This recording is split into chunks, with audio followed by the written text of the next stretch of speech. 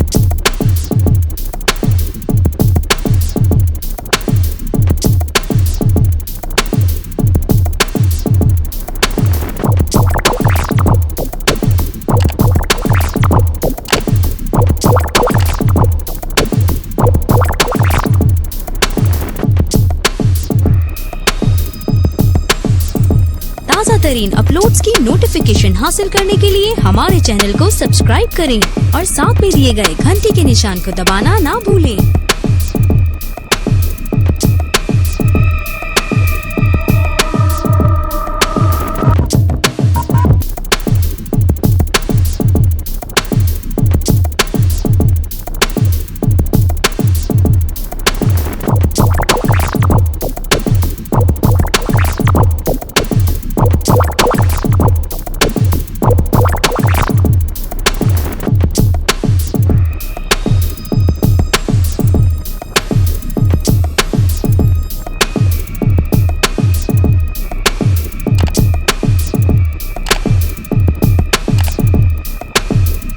ताज़ा तरीन अपलोड्स की नोटिफिकेशन हासिल करने के लिए हमारे चैनल को सब्सक्राइब करें और साथ में दिए गए घंटी के निशान को दबाना ना भूलें।